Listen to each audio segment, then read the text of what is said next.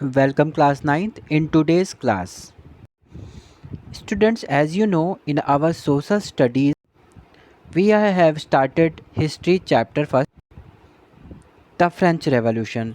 और इस चैप्टर में हम लोगों ने काफ़ी कुछ डिस्कस कर लिया था। हम लोगों ने देखा कि कैसे 14 जुलाई 1789 में फ्रांस के कैपिटल पेरिस के अंदर बहुत बड़ा एक रिवॉल्यूशन क्रिएट हुआ, जिस रिवॉल्यूशन का रिज़ल्ट ये हुआ कि फ़्रांस का सोशल, पॉलिटिकल, इकोनॉमिकल हर तरह के जो भी फील्ड्स थे, हर एरिया में बहुत बड़ा एक चेंज देखने को मिला। हम लोगों ने ये पढ़ा कि उस टाइम पर during the late 18th century French society was divided into 3 estates. First was clergy, second nobility and third estate में कॉमन सिटीजन्स रहते थे। हम लोगों ने ये पढ़ा कि उस टाइम पर क्लर्जीज़ और नोबिलिटी को कुछ प्रिविलेजेस मिले हुए थे, जिसके बिहाफ में उन्हें किसी भी तरह के टैक्सेस गवर्नमेंट को ना तो पे करने पड़ते थे और ना ही किसी दूसरे तरह के टैक्सेस उनके ऊपर किया जाता था। वो बिल्कुल फ्री थे किसी भी टैक्सेस से। जबकि थर्ड स्टेट, जहाँ पर 3 कैटेगरीज़ में थर्ड स्टेट भी हमारा डिवाइडेड था, अपर, मिडिल और लोअर थर्ड स्टेट, जिसमें big businessman, merchants, courts official, lawyers के साथ साथ बहुत छोटे छोटे small peasants, landless labours, servants जैसे लोग भी थे। Peasants and artisans are also part of the third estates. अब ये जो थर्ड ईस्ट स्टेट था, जितने भी तरह के टाइप्स के हमारे पास टैक्सेस होते थे वो इस थर्ड ई स्टेट्स को देना पड़ता था। यानी हमारे ये कॉमन सिटीजन्स तो जो ऑलमोस्ट 90% पॉपुलेशन के में थे, के ही सारे तरह के टैक्सेस देते थे।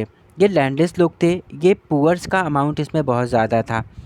थर्ड स्टेट को ही नोबिलिटी और क्लर्जी को भी कुछ टैक्सेस पे करने पड़ते थे। साथ ही साथ उस टाइम पर जो हमारा गवर्नमेंट था, लुई 16 जो 1774 में रूल में आया था, गवर्नमेंट यानी किंग भी बहुत सारे अलग अलग तरह के टैक्सेस इम्पोज करता था, वो पे करने होते थे। इनके अलावा डेली कंजप्शन की जो चीज़ें थी, जैसे सॉल्ट और टोबैको, उस पे लगने वाले टैक्सेस भी थर्ड ई स्टेट देता था। थर्ड ई स्टेट के पास में बहुत सारे ऐसे लोग थे जिनके पास कोई भी प्रॉपर्टी नहीं थी, जिनके पास किसी भी तरह का कुछ भी ऐसा नहीं था कि वो बहुत आसानी से टैक्सेस को पे कर पाते। हर बार टैक्स पे कर पाना थर्ड ई स्टेट के लिए एक बहुत ही डिफ़िकल्ट टास्क था। इसी टाइम पर लुई 16 के रूल में आ जाने के बाद हम लोगों ने पढ़ा कि बहुत सारे एक्सपेंसेस लुइस के बढ़ जाते हैं। उसे बहुत सारे जो भी दूसरे कंट्री से उसने लोन ले रखा था डिफरेंट टाइप के वर्क करने के लिए, उनको रीपे करना है, और साथ ही साथ पे उसे रेगुलर जो एक्सपेंसेस थे उसके कंट्री फ्रांस के लिए, उसमें भी बहुत सारे एक्सपेंसेस करने थे। इसलिए उसने अपनी इनकम को बढ़ाने के लिए नए नए तरीके के टैक्सेस को जारी करा। उसने नए तरह के टैक्सेस लाने की प्लानिंग करी, ठीक है। और ये टैक्सेस किस पर लगना था? ये टैक्सेस फिर से थर्ड स्टेट के ऊपर लगना था, जो ऑलरेडी पहले से ही बहुत सारे टैक्सेस के बर्डन के नीचे दबे हुए थे। इस टाइम पर थर्ड स्टेट के लोगों को सरवाइव करने के लिए बहुत ज़्यादा स्ट्रगल करना पड़ रहा था। हम लोगों ने ये भी पढ़ा कि उस टाइम पर जो मिडिल क्लास था, वहाँ पर बहुत सारे जो थोड़े से प्रॉस्पीरियस लोग थे या थोड़े एजुकेटेड लोग थे, उन लोगों ने डिफरेंट टाइप के फ़िलासफ़र्स की फ़िलासफ़ी पढ़ी। रूसो जैसे लोगों को, मॉन्टेस्क्यूज़ को, और उसके अलावा जॉन लॉक जैसे फ़िलासफ़र्स ने इन लोगों को बहुत सारे आइडियाज़ दिए। द स्पिरिट ऑफ लॉ में जैसे मॉन्टेस्क्यू ने बताया कि गवर्नमेंट की पावर को, किंग की पावर को 3 डिफरेंट इंस्टीट्यूशंस में डिवाइड कर देना चाहिए, 3 पावर्स में डिवाइड कर देना चाहिए, लेजिस्लेटिव, एग्जीक्यूटिव एंड जुडिशरी, और फिर गवर्नमेंट को वर्क करने देना चाहिए। इसी तरह से बहुत सारे दूसरे जो फिलोसफर्स थे, उन लोगों ने भी बहुत सारे नए नए तरीके के आइडियाज़ दिए। इस टाइम पर जो हमारा ये मिडिल क्लास था, इनके पास बहुत सारे नए आइडियाज़ आए, और जो ये इम्प्लीमेंट करना चाहते थे फ्रांस के ऊपर, और ये चाहते थे कि फ्रांस भी कुछ इस तरह से हो जहाँ पर किसी को बहुत ज़्यादा प्रिविलेजेस ना दिए जाए और सबके साथ इक्वालिटी और फ्रीडम भी मिलता रहे। लोगों को इतने सारे बर्डन के साथ, इतने ज़्यादा प्रेशर के साथ सर्वाइव करना पड़ रहा था।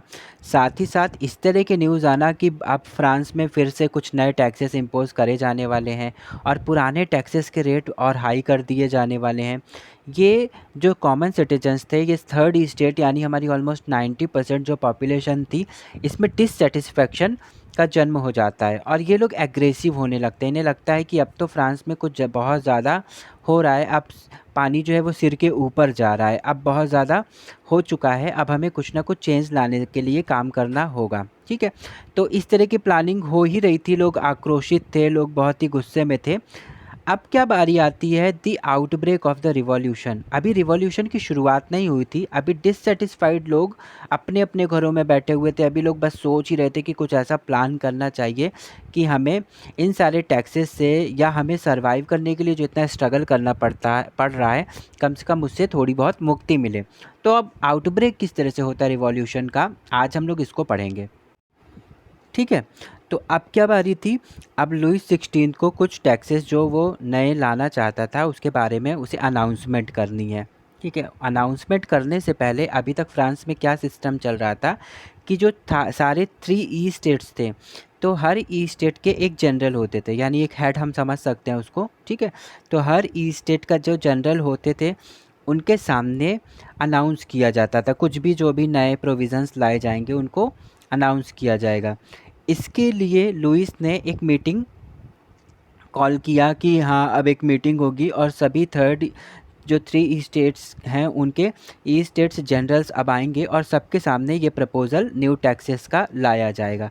ठीक है, तो ये चीज़ें चल रही थी। On 5 March 1789 Louis 16 call together an assembly of the estate general to pass proposal for new taxes. ठीक है, और ये काम कहाँ हो रहा था, जो वर्सैलीस का उसका पैलेस था जिसको बहुत ज़्यादा मेंटेन करने के लिए उसको और ज़्यादा पैसों की ज़रूरत पड़ रही थी, उसी के एक बड़े हॉल में ये सारी चीज़ें हो रही थी। सारे लोग आए, हर तरह के जो भी हमारे ई स्टेट्स जनरल्स थे वो सभी आए। फर्स्ट और सेकंड ई स्टेट से 300 रिप्रेजेंटेटिव्स आए। ठीक है, और ये लोग कैसे बैठे, एक दूसरे के सामने सामने, क्योंकि ये लोग रिस्पेक्टेड पर्सन्स थे तो इनको सीट्स मिली थी, बैठने के लिए चेयर्स दिया गया था। और 300 रिप्रेजेंटेटिव्स हमारे क्लर्जीज़ के और 300 रिप्रेजेंटेटिव्स नोबिलिटी के सामने सामने बैठे हुए थे। जबकि जो हमारा थर्ड ई स्टेट था उसके जो मिडिल क्लास लोग थे थोड़े से, और जो उनमें से थोड़ा प्रॉस्पिरियस लोग थे या जो थोड़े एजुकेटेड लोग थे, उन लोगों को भी बुलाया गया। तो वो 600 मेंबर्स थर्ड ई स्टेट के हमारे आए। ठीक है, और सभी लोग मिलकर वहाँ पर अब खड़े हुए, अब अनाउंसमेंट की बारी होने वाली थी। ठीक है, ये जो थर्ड ई स्टेट था उसमें रिप्रेजेंटेशन करने के लिए पीजेंट्स, आर्टिसंस, विमेन जैसे लोगों को अलाउ नहीं किया जाता था, क्योंकि ये माना जाता था कि वो तो टैक्सेस बहुत ज़्यादा नहीं पे कर रहे हैं, या वो पुअर्स हैं, या वो एबल ही नहीं है कि वो इस तरह के एक बहुत बड़ी मीटिंग में, एक बहुत ही इम्पोर्टेंट मीटिंग में पार्टिसिपेट कर सकें। ठीक है, उनको कोई वैल्यू नहीं दी जाती थी। लेकिन जबकि उनके जो भी डिमांड्स होंगे, उनके जो ग्रीवेंसेस होंगे, शिकायतें होंगी, उसको उस थर्ड ई स्टेट के जो भी एजुकेटेड पर्सन्स मेंबर्स जो वहाँ पर रिप्रेजेंटेशन करने गए हैं वो लिख कर जाते थे। ठीक है, वो शिकायतों को थोड़ा बहुत डिस्कस करने के लिए। तो ऑलमोस्ट 40,000 लेटर्स थे उस टाइम पर थर्ड ई स्टेट के जो रिप्रेजेंटेटिव्स थे उनके पास, जिसमें थर्ड ई स्टेट के लोगों के ग्रीवेंसेस और डिमांड्स के बारे में लिखा हुआ था, बताया गया था। ठीक है, तो अब इस टाइम पर क्या होना था, अब वोटिंग होनी थी कि कौन कौन से ऐसे लोग हैं जो इस नए जो टैक्सेस इम्पोज करने की बात हो रही है उसके फेवर में हैं और कौन फेवर में नहीं है। ठीक है, तो 300 नोबेल्स, 300 क्लर्जीज और 600 थर्ड ई स्टेट के लोग। ठीक है, अब जब टैक्सेस पे करने की बात हो रही है तो वो किसके लिए हो रही है, थर्ड ई स्टेट के लिए हो रही है। नोबिलिटी और क्लर्जी को टैक्सेस तो देने ही नहीं थे, है ना। तो जब नोबिलिटी और क्लर्जी को टैक्सेस नहीं देने थे तो सिंपल सा है कि वो वोटिंग यस में ही देंगे, उनके लिए टैक्सेस लगाना या ना लगाने पे उनके ऊपर कोई भी फ़र्क नहीं आने वाला था। ठीक है, लेकिन ना बोलकर वो किंग के अगेंस्ट नहीं जाना चाहते थे। अगर वो बोलते कि नहीं ऐसे टैक्सेस नहीं इम्पोज किया जाए तो क्या होगा कि किंग तो वैसे भी अपनी ही बात मानने वाला है, वो तो बस एक तरह से उनसे राय लेना चाह रहा है या केवल एक फॉर्मेलिटी कर रहा था, है ना। तो करना तो उसको अपने ही मन की थी, और यस बोल देने से भी इनके ऊपर कोई बहुत ज़्यादा कोई फ़र्क पड़ना ही नहीं था। देना किसको था टैक्सेस, वो तो थर्ड स्टेट को ही देना है। तो अब क्या था कि और टोटल मिला के तो वो भी 600 हो जा रहे हैं, नोबिलिटी और क्लर्जी मिला के भी 600 हो जा रहे हैं। उधर एक साइड पर 600 लोग यस बोलेंगे अगर सारे ही यस बोल रहे हैं, और अगर थर्ड स्टेट के 600 लोग नो भी बोल देते हैं तो +1 किंग का वोट भी यस में जा रहा है ना। तो मैक्सिमम जो वोट जाने की पॉसिबिलिटी थी वो यस में ही जाने वाली थी, नो पे बिल्कुल जाना ही नहीं था, है ना। तो वो पहले से ही कह सकते हैं कि वोटिंग का रिज़ल्ट पहले से ही डिक्लेयर था, ठीक है। इसके बाद भी वोटिंग होने के बाद भी जो फाइनल डिसीज़न है वो वोटिंग पे नहीं आने वाला था, वो तो किंग का ही डिसीज़न होता है। ये केवल एक फॉर्मेलिटी था कि हाँ हमारे पास एक पॉलिटिकल बॉडी है, हमारे पास इस तरह के 3 ई स्टेट्स हैं जिनसे हम डिसीजंस लेने में हेल्प कराते हैं, ठीक है। अब इस टाइम पर क्या हुआ कि थर्ड स्टेट को पता है कि हाँ रिज़ल्ट क्या आने वाला है, ठीक है। तो वो क्योंकि थर्ड स्टेट के वो लोग जो थोड़े से एजुकेटेड थे, जिन लोगों ने अभी बहुत सारे फिलोसफर्स को पढ़ा, उन लोगों ने रूसो की बुक जो थी द सोशल कॉन्ट्रैक्ट, उसमें उन लोगों ने इस बात को पढ़ा था, इस बात को जाना था कि गवर्नमेंट और सिटीजन्स के बीच एक कॉन्ट्रैक्ट के थ्रू अगर रूलिंग होता है कि हम आपका साथ देंगे, आप हमारा साथ देंगे और एक दूसरे के कोऑर्डिनेशन के साथ हम काम करेंगे, तो वो कंट्री ज़्यादा डेवलप होती है। अब उसी सोशल कॉन्ट्रैक्ट को ध्यान में रखते हुए इन लोगों ने उस टाइम एक डिमांड रख दी, ठीक है। क्या डिमांड थी?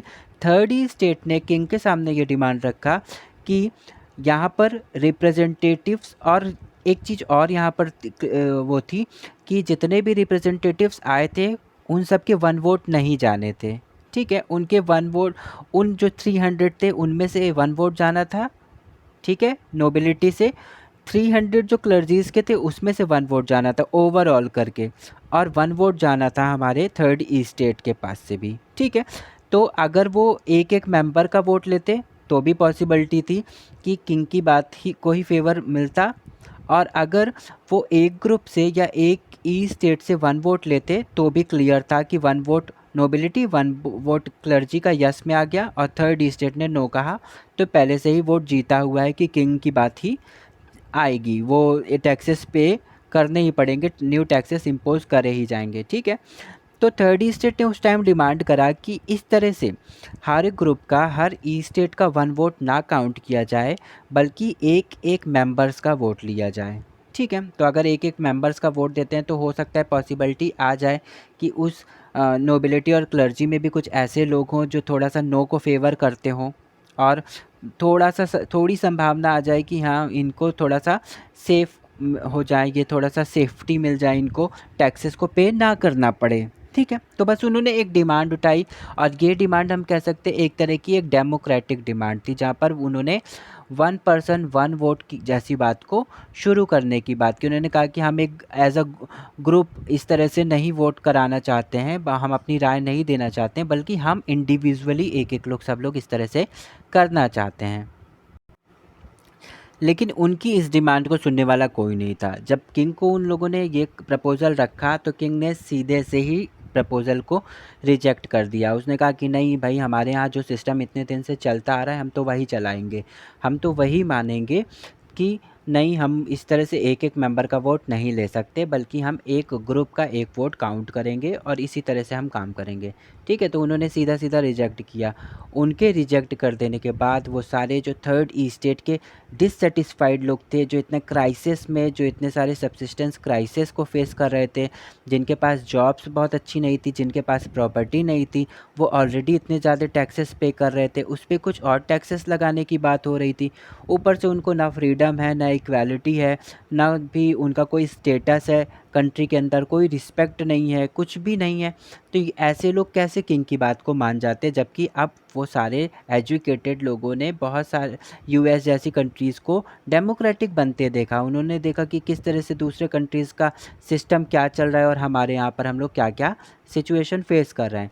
तो इन लोगों ने क्या किया, इन लोगों ने वहीं से ही वॉकआउट कर लिया, वो बाहर निकल गए, वो सारे रिप्रेजेंटेटिव 600 जो थे। और उन लोगों ने क्या कहा, उन्होंने कहा कि अब हम लोग हमारे कंट्री को आगे बढ़ाने के लिए और अपने राइट्स को बनाने के लिए, यानी थर्ड ई स्टेट के राइट्स को बनाने के लिए 90% पॉपुलेशन को खुश करने के लिए, उनकी ज़रूरतों को पूरा करने के लिए हम लोग अब आवाज़ उठाएंगे। और 20 जून को उसी ईयर में उन्होंने एक हॉल था, इंडोर टेनिस कोर्ट था वर्सैलीज़ का, वहाँ पर अपने आप को उन्होंने नेशनल असेंबली डिक्लेयर कर दिया। और इन लोगों ने एक मतलब स्वेर किया, कसम खाई कि वो तब तक पीछे नहीं हटेंगे जब तक वो इस कंट्री के लिए कॉन्स्टिट्यूशन नहीं बना देते। अभी तक क्या था कि एक फ्री मोनार्क सिस्टम चल रहा था, जहाँ पर किंग बिल्कुल फ्री था किसी भी तरह के डिसीजंस लेने के लिए, है ना। जबकि अब हमारे ये थर्ड स्टेट के रिप्रेजेंटेटिव्स जो इतना ज़्यादा परेशान थे, वो ये चाहते थे कि ठीक है, किंग ही रूल करना चाहता है तो वो रूल करे, लेकिन हम उसके पावर्स को लिमिटेड कर देंगे। हम चाहते हैं कि एक कॉन्स्टिट्यूशन बनाया जाए फ्रांस के अंदर, और किंग को उन्हीं को जो कॉन्स्टिट्यूशन में लॉज और रूल्स बताए जाएंगे, जो इंस्ट्रक्शंस दिए जाएंगे, उन्हीं के बेसिस पे काम करने को दिया जाए। तो ऐसा ना हो कि किंग अपने जो उसकी पावर्स हैं उसको बहुत ज़्यादा ओवर यूज़ करे, ठीक है, बल्कि लिमिटेड जब उसकी पावर्स हो जाएंगी तो कहीं ना कहीं हम सबका भी भला होगा और कुछ बहुत ज़्यादा बुरा नहीं होगा, ठीक है। इसी टाइम पर ये जो इसकी लीडरशिप कौन कर रहा था, जो थर्ड स्टेट था उसकी लीडरशिप कर रहे थे मीराब्यू और एबेसियास, दो एक पर्सन्स थे। ये दोनों ही नोबेल फैमिली से बिलोंग करने वाले थे, यानी नोबिलिटी फैमिली से थे, ठीक है। और ये देख रहे थे कि हाँ, फ्यूडल प्रिविलेजेस जो हमारे इस वाले स्टेट को मिला हुआ है, नोबिलिटी को मिला हुआ है, वो सही नहीं है भाई। जो सही चीज़ है वो सबको सही लगेगी ना, तो यहाँ पर उन्हें भले ही उन्हें ही प्रॉफिट हो रहा था, लेकिन एक वो भी देख रहे थे कि हाँ, कहीं तो है, कुछ गड़बड़ है, सही नहीं है, ये फ्यूडल प्रिविलेजेस जो मिला हुआ है ये सही नहीं है, और वो भी उसके अगेंस्ट ही थे, ठीक है। इन लोगों ने क्या किया, इन लोगों ने बहुत सारे जनरल्स बनाए, इन लोगों ने जो बहुत सारे पैम्पलेट्स वगैरह प्रिंट कराए, और इस तरह के कुछ मैसेजेस स्प्रेड करे कि थर्ड ई स्टेट क्या है और थर्ड ई स्टेट को हम कैसे प्रोटेक्ट कर सकते हैं, ठीक है।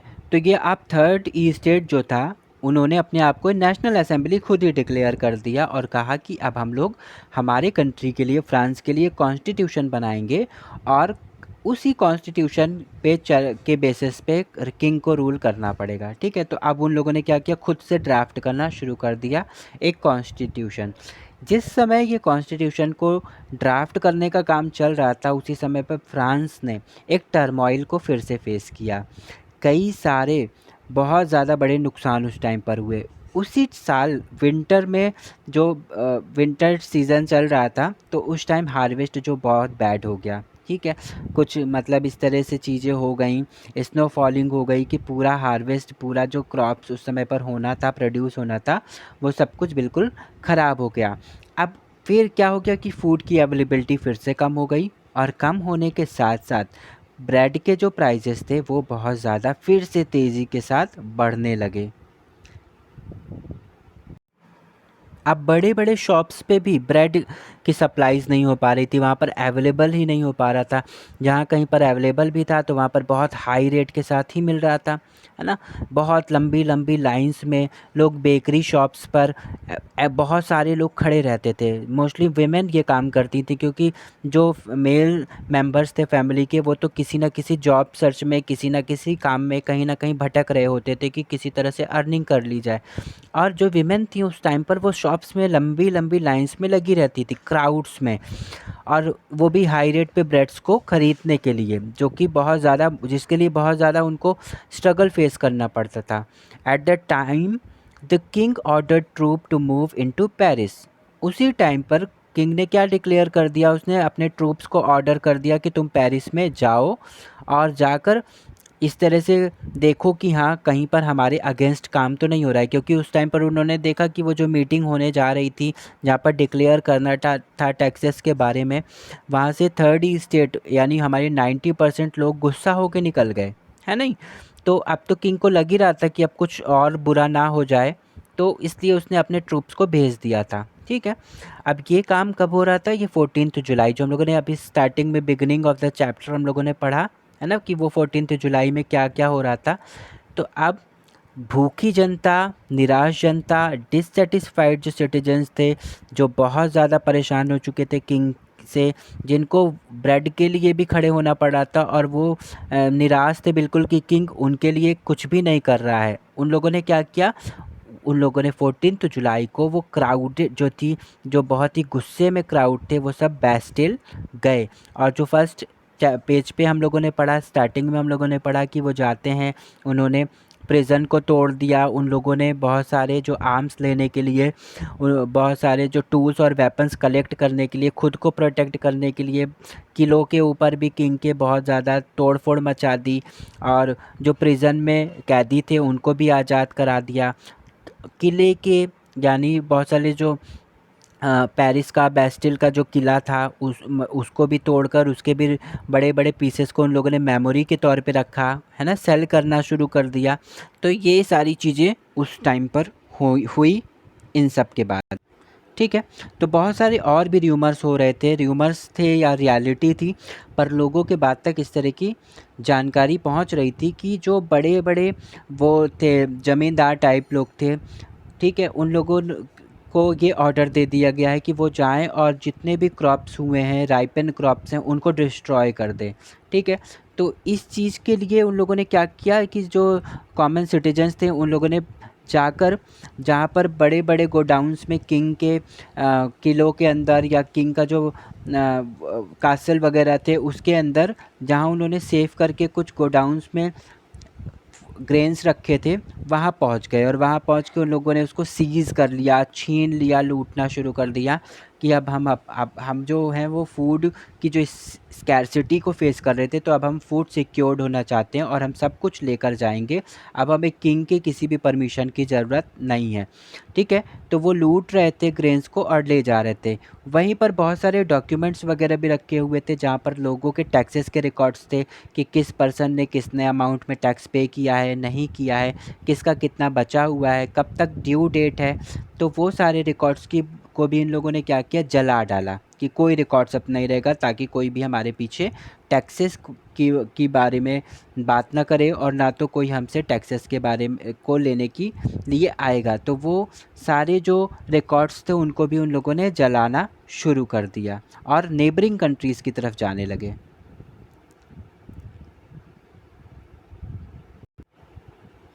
ठीक है, तो इस तरह की चीज़ें देखते हुए कि अरे ये तो 90% से ज़्यादा लोग हैं जो हमारे कंट्री के, वो एकदम आक्रोशित हैं और वो बिल्कुल अब मेरे फेवर में है ही नहीं। तो अब क्या करना होगा कि ये लोग जो लोग हैं, ये जो थर्ड स्टेट के लोग हैं, जो अपने आप को नेशनल असेंबली डिक्लेयर कर रहे हैं, अब कुछ तो करना होगा, अब इनकी बात माननी होगी। ठीक है, तो किंग को लगा कि लुई 16 को लगा कि अब नेशनल असेंबली की बातों को मान लेते हैं, उनके सामने तो कम से कम कह ही दें कि ठीक है, तुम लोगों की बात हम मानते हैं, एक्सेप्ट करते हैं, ताकि ये जो टर्मोइल हो रहा था, ये जो सीन क्रिएट हो रहा था, जो तोड़फोड़ मच रही थी, बहुत ज़्यादा नुकसान हो रहा था और किंग के अगेंस्ट सारे लोग खड़े हुए थे, वो थोड़े समय के लिए बंद हो। ठीक है, तो किंग ने कहा कि ठीक है, अच्छा मैं परमिशन देता हूँ, मैं एक्सेप्ट करता हूँ कि तुम्हारे जो प्रिंसिपल्स तुम लोग बता रहे हो, जो भी रूल्स और रेगुलेशंस बता रहे हो कॉन्स्टिट्यूशन के थ्रू, ठीक है, अब मैं उसको फॉलो करूँगा और मैं मेरी पावर को लिमिटेड वे में अब यूज़ करूँगा। ठीक है, तो on the night of 4 August 1789, the Assembly passed a decree abolishing the feudal system of obligation and taxes। तो सबसे पहला इक्वालिटी लाने के लिए, ठीक है, और फ्रीडम लाने के लिए सबसे पहला जो एक लॉ कह सकते हैं उसको, एक लॉ जो पास किया गया थर्ड ई स्टेट यानी नेशनल असेंबली, जिसको अब लीगली एक्सेप्टेंस मिल चुका था किंग का, तो उन्होंने क्या पास किया, उन्होंने कहा कि जो फ्यूडल सिस्टम था जिसके थ्रू नोबिलिटी को हम लोग टैक्सेस पे कर रहे थे, वो अभी बंद किया जाए, और साथ ही साथ पर जो नए तरीके के टैक्सेस लाने की बात हो रही थी उसको भी अभी रोक लगाया जाए। ठीक है, तो जो टिथ्स वाले टैक्सेस थे जो क्लर्जीज़ को देना पड़ रहा था, ठीक है, तो पहले तो फ्यूडल सिस्टम ख़त्म कर दिया, तो नोबिलिटी को जो देने पड़े थे टैक्सेस वो अब बंद हो गए।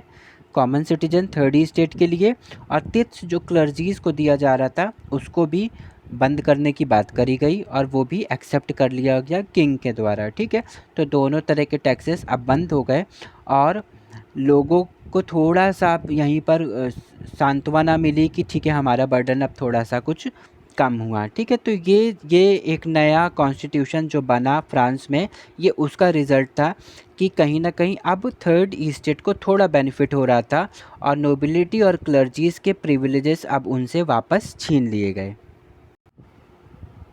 ठीक है, तो अब हमारा फ्रांस जो मोनार्क था, किंग जहाँ पर बिल्कुल फ्री रहा करता था किसी भी डिसीज़न को लेने के लिए, अनलिमिटेड पावर यूज़ करने के लिए, अब उसकी पावर्स लिमिटेड हो गई और एक कॉन्स्टिट्यूशन के थ्रू अब उसे काम करना पड़ेगा।